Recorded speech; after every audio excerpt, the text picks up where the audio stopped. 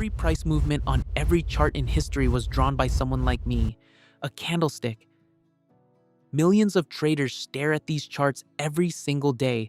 Most opened their first chart expecting it to make sense, waited for something to click, and eventually decided they just weren't chart people. A bad explanation will do that to you.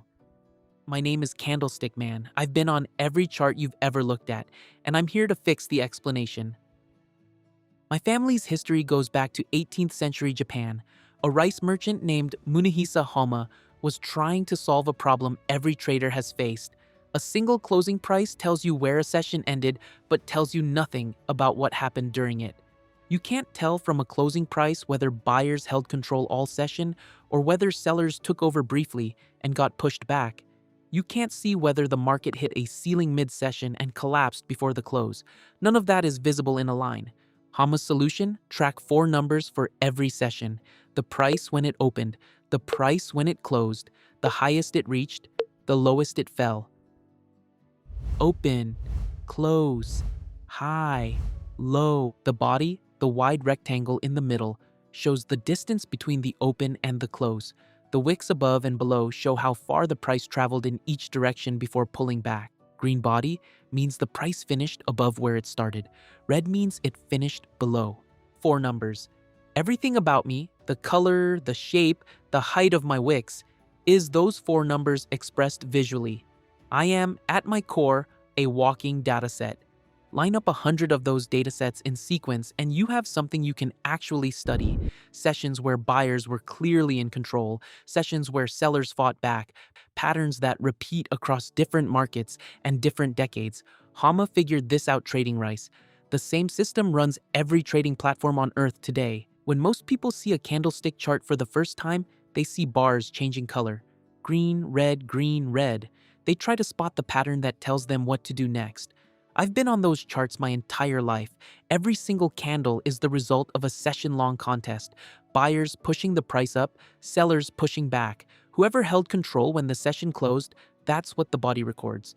Look at the upper wick. A long upper wick means buyers drove the price well above the open during the session, and sellers fought it back down to a lower close. The longer that wick, the harder sellers worked to reject that price level. The lower wick tells the other side. Sellers drove the price down. Buyers came back and reclaimed it. The longer the lower wick, the stronger that buying response was. I know what that feels like. Some sessions, buyers drove the price so far above my body, the upper wick stretched twice my height, then sellers dragged it right back. What you see as a long upper wick on your chart, I experienced as a very bad Tuesday. The body shows who had control when the session closed. The wicks show everything that happened before that. Once you can read that combination, every chart you look at is a session-by-session record, where buyers held control, where they lost it, and where prices held or broke. This channel goes through candlestick patterns, one video at a time. You'll meet the doji, a candle where the open and close land at nearly the same price. Simple to spot, genuinely tricky to interpret, because the same doji shape can signal a reversal at the top of a trend or mean nothing at all in the middle of a choppy session.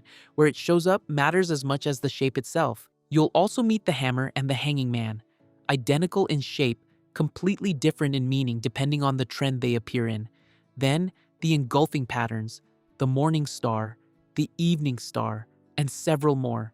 Each video covers the same ground, what the pattern looks like, what buyers and sellers were doing when it formed, and when it's actually worth paying attention to on a live chart versus when it's background noise. Plain English, from the candle himself. Subscribe if you're starting from the beginning. Each video in this series builds on the one before it.